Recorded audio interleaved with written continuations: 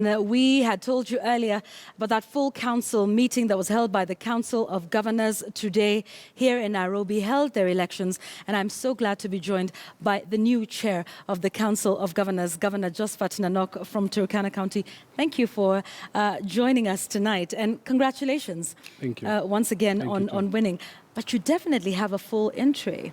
So let's talk about the most pressing issue, which is funds and the division of revenue bill that is before the House. We saw your predecessor just speaking about it this afternoon. Speak to us about this challenge and how you hope to take this up and how this is affecting operations at the county level.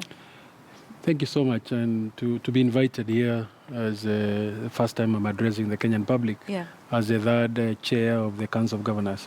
Indeed, as you are well aware that every end of financial year, Parliament comes to discuss the division of revenue bill, which informs the county allocation of revenue bill that allows counties to begin the process of discussing their budgets and having them approved through the county assembly.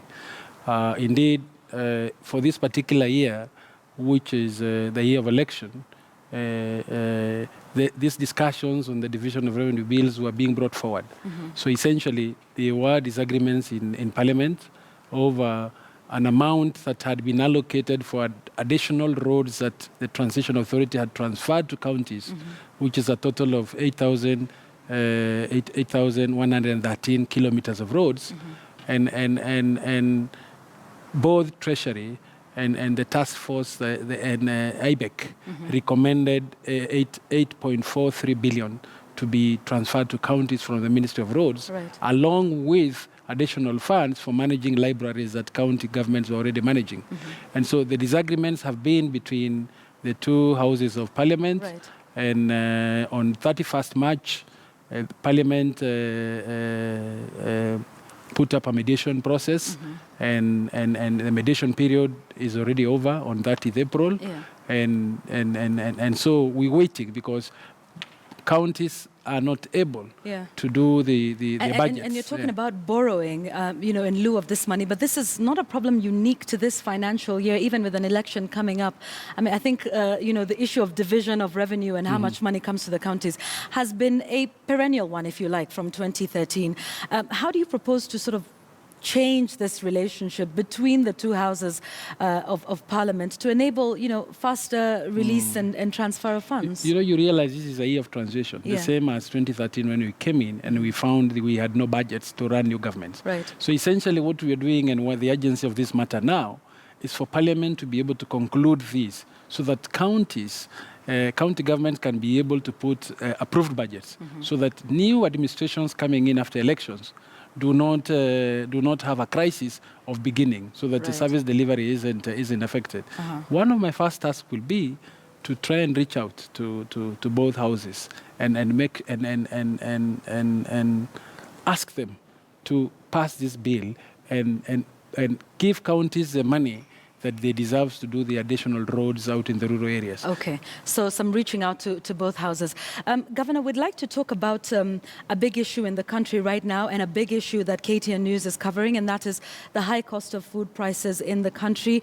As we all know, agriculture is a devolved function. We've been speaking to the people, we've been speaking to pundits, and they all say that, the allocation at the county level isn't what it should be. There's also been the question that where has the county government been in terms of speaking out on this issue, seeing as this is a function that falls directly under your ambit?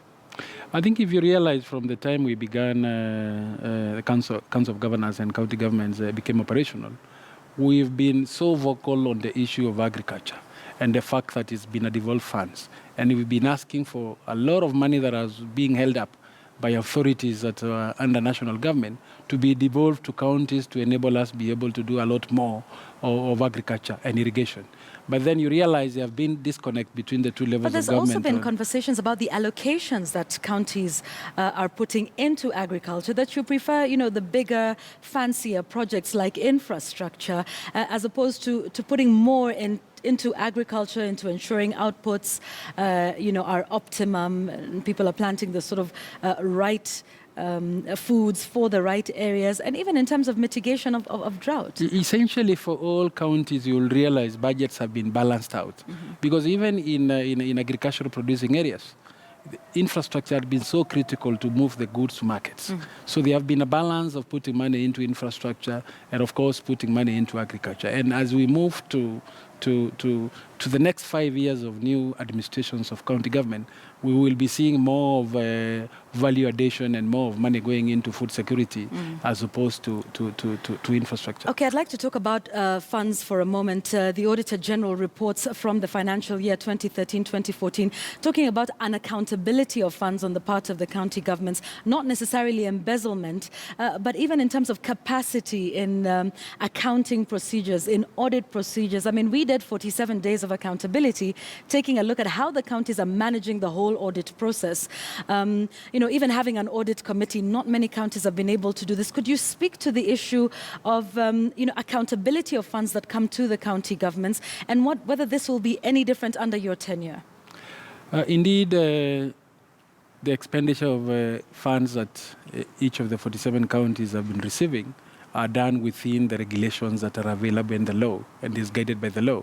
But of course, we've had challenges being the pioneer county governments that are setting structures and systems for the first time.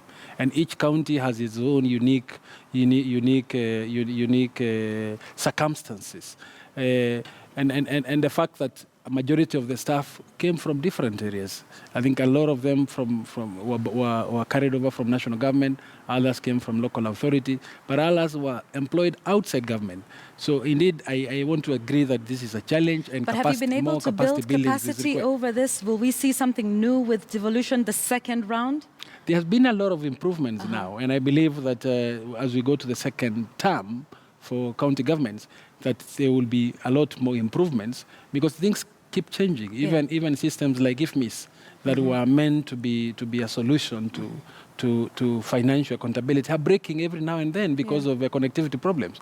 And we think that as we go into the second phase, both the county governments and the national governments and oversight institutions should be able to sit down and relook at how we can be able to solve some of the perennial problems we've witnessed over the last 4 years. Governor, you are a politician as well, and we are in political season. I'd like to talk about the relationship between the county governments and the national government.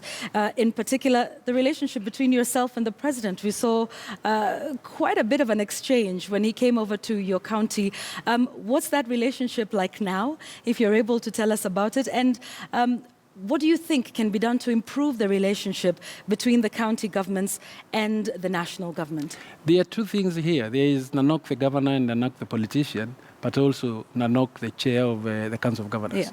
One of the things that institutions that have actually stood the test of time and stayed above politics is the Council of Governors. Because when we began 4 years ago, we agreed that we are sitting here as the Council of Governors and not political parties. And we've driven that process forward in that spirit. And this is the same spirit I'm going to be driving it. As a politician?